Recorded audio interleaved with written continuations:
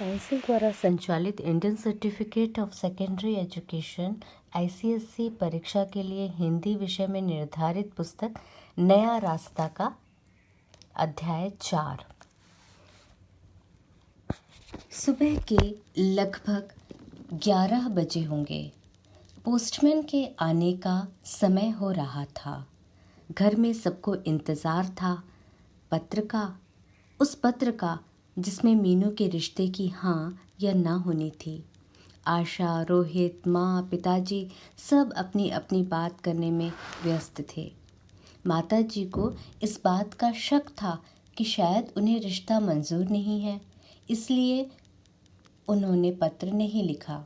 पिताजी कहते, अरे भाई, यहाँ से पहुँचने पर घर में सलाह करेंगे और फिर पत्र लिखेंगे, फिर डाक भी तो गड़बड़ हो जाती है। मीनू अपने कमरे में बैठी सबकी बातें सुन रही थी। उसके हृदय की धड़कन तीव्र होती जा रही थी। उसे अतीत की स्मृति हो आई। पहले भी कई बार देखकर उसे नापसंद कर दिया गया था। उसे इतनी घबराहट तब भी नहीं होती थी जब उसका परीक्षा फल निकलता था, पर आज ये घबराहट कैसे? वह स्वयं ही नहीं समझ पा रही थी कि उसे क्या हो गया है। तभी पोस्टमैन की आवाज़ सुनाई दी। उसे लगा शायद अमित के यहाँ से पत्र आया है। यह कल्पना कर उसके हृदय की धड़कन और अधिक तीव्र हो गई। पढ़ाई के परीक्षा फल में वह हमेशा प्रथम आती थी, परंतु इस परीक्षा में वह समझ नहीं पा रही थी कि वह पास भी हो सकेगी या नहीं। तभी उसे रोहित की आवाज़ सुनाई दी, जो कि जोर जोर से बोल रहा था कि मेरठ से पत्र आ गया है। पिताजी ने पत्र पढ़ा। एक एक करके सबने पत्र पढ़ा, परंतु पत्र पढ़ने के बाद सबके चेहरों पर उदासी छा गई। घर में मौन छा जाने से मीनू समझ गई कि यहाँ से भी वह नापसंद कर दी गई है। यह कल्पना कर उसका दिल रो पड़ा।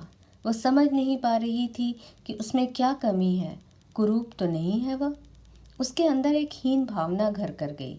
शायद वह विवाह के योग्य नहीं है।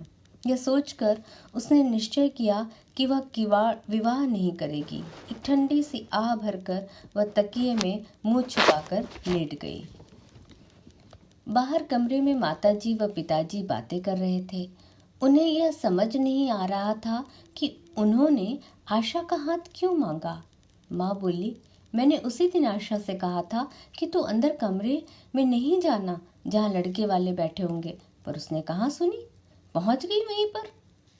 कुछ देर रुककर, देख लिया ना तुमने उसका नतीजा, कहकर माँ ने ठंडी आह भरी। पर मीनू की माँ, आशा तो अभी छोटी है, इंटर की परीक्षा ही तो दे रही है। फिर जब बड़ी बेटी मीनू घर में बैठी है तो इस तरह हम उसकी शादी नहीं करेंगे। बेचारी मीनू, वह तो वैसे ही उदास रहती है, क्या बीतेगी उसके दिल पर जब वह यह सब सुनेगी। माँ ने परेशान होकर कहा, हमारी बेटी ने क्या कसूर किया है जिसका फल भगवान उसे दे रहा है। पढ़ी लिखी है, MA पास है, फिर हमेशा ही प्रथम श्रेणी में पास हुई है, और जहाँ तक खूबसूरती की बात है, बहुत सुंदर न सही, देखने में अच्छी लगती है। यह कहकर पिताजी कुछ उदास हो गए। ये सब बातें मीनू अंदर कमरे में बैठी सुन रही थी। अपने अंदर साहस एकत्र कर वह पलंग से उठ खड़ी हुई। वह दिल ही दिल में निर्णय कर चुकी थी कि वह अब शादी नहीं करेगी। उसके हृदय में अंतर्द्वंद चल रहा था कि वह जो निर्णय ले रही है वह उचित है कि नहीं। अंत में इसी निर्णय को उचित मानकर वह कमरे से बाहर निकली। पिताजी व माताजी उसके उदास चेहरों को देखकर उसकी आंखें दुख से बोझल हो गईं। वह उनके दुख को भली भांति समझ रही थी। कितनी अभागिन थी वह, जिसके कारण उसके माता पिता इतने परेशान थे। मीनू ने अपने अंदर साहस एकत्र किया और पिताजी से बोली, पिताजी, आप मेरी चिंता न करें, आशा की शादी वहां कर दें। मेरे कारण आप उसकी जिंदगी क्यों खराब कर रहे हैं? नहीं बेटी, ये सब हमें अच्छा नहीं लगेगा। बेटी, तुम्हारी मनस्थिति को हम भली भांति समझते हैं। मेरी बच्ची, मैं तुम्हारे लिए इससे भी अच्छा वर देखूंगा। यह कहकर पिताजी ने उसे सांत्वना देने का प्रयास किया। पिताजी, आप इतना परेशान ना हो। मैं अपनी चिंता अपने आप करूंगी, आप आशा की शादी कर दीजिए। पर इस तरह से बड़ी बहन की शादी ना हो और छोटी की कर दें, क्या कहेगा समाज हमें? यही ना कि बड़ी बेटी अभी घर में बैठी है और छोटी की शादी कर दी। पिताजी कुछ तेज स्वर में बोले। अब समाज की इतनी चिंता करते हैं? क्या करता है समाज हमारे लिए? ये समाज ही हमें इस तरह की परिस्थिति के लिए विवश करता है। आप समाज की चिंता न करते हुए आशा की शादी कर दीजिए। तभी पास बैठी माँ बोल पड़ी, बेटी, हमारे यहाँ इस तरह का रिवाज नहीं है कि बड़ी बेटी के घर में रहते हुए छोटी की शादी हो। माँ, तुम मेरी शादी की चिंता न करो। मैंने तो निश्चय कर लिया है कि मैं शादी नहीं करूंगी। मैं अपने पाँव पर खड़ी होना चाहती हूँ, जिससे मैं बोझ न बन सकूं। मीनू भरे कंठ से बोली। बोझ? कैसा बोझ? एक बेटी अपने माता पिता के लिए बोझ है? ऐसा कैसे सोच लिया तूने? माँ बोली। माँ, तुम बुरा मान गई। मेरे कहने का अभिप्राय यह था कि हर लड़की को भी पाँव पर खड़ा होना आवश्यक है। आज के आधुनिक युग में स्त्रियां पुरुषों के साथ कंधे से कंधा मिलाकर कार्य कर रही हैं। फिर मैं भी पढ़ी लिखी हूँ, मैं भी कुछ कर सकती हूँ। मीनू ने बात संभालने का प्रयास किया। मीनू, पाँव पर खड़े होने में तो बुराई नहीं है, परंतु शादी करना आवश्यक है।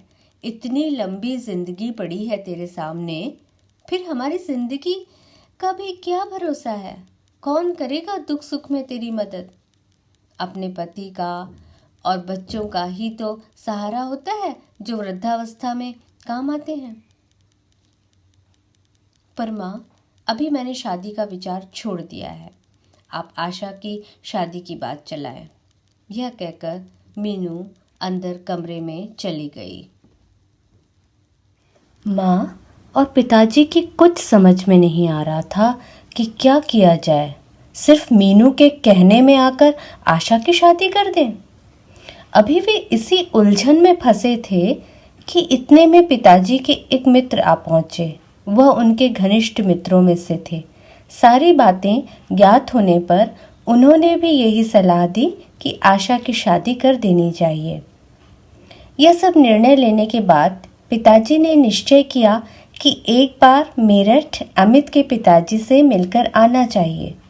अपने दिल में आशा संजोए आशा का रिश्ता लेकर पिताजी अमित के घर जा पहुंचे। बड़ी उम्मीद थी, क्योंकि आशा से शादी की बात स्वयं उन्होंने पत्र में लिखी थी। घर में उस समय कोई नहीं था। नौकर ने दरवाजा खोला और दयाराम जी को अंदर बैठा लिया। अभी उन्हें बैठे कुछ ही समय हुआ था कि इतने में कोई सज्जन अपनी चमचमाती कार से नीचे उतरे और अंदर प्रवेश किया। यह ज्ञात होने पर कि मायाराम जी कहीं बाहर गए हैं, वे भी कहीं बैठ गए। बातों बातों में पता चला कि वे शहर के बहुत बड़े व्यक्ति धनीमल जी हैं। धनीमल जी ने बताया कि उनकी बेटी सरिता का रिश्ता अमित के साथ पक्का हो गया है। 5 लाख रुपया लगा रहे हैं वे शादी में। यह ज्ञात होने पर दयाराम जी के पांव तले धरती खिसक गई। अब उन्होंने 1 मिनट भी वहां ठहरना उचित नहीं समझा और वहां से उठ खड़े हुए। सारे रास्ते दयाराम जी यही सोचते रहे कि उन्होंने आशा के रिश्ते के लिए क्यों लिखा था, जबकि उन्होंने एक धनी घर की बेटी से रिश्ता कर दिया है। कैसी जालिम है ये दुनिया। सब कुछ पैसा ही है इस दुनिया में। इंसान की इंसानियत, शर्म, लज्जा कुछ भी तो नहीं रही है। पिताजी के मन में अंतर्द्वंद चल रहा था। घर पर सभी उम्मीद लगाए बैठे थे कि आशा का रिश्ता पक्का हो जाएगा। घर पहुंचने पर दयाराम जी का उदास चेहरा देखकर सभी समझ गए कि आशा के रिश्ते के लिए भी मना हो गई है। वास्तविकता जानने पर सबका हृदय मायाराम जी के परिवार के प्रति घृणा से भर गया।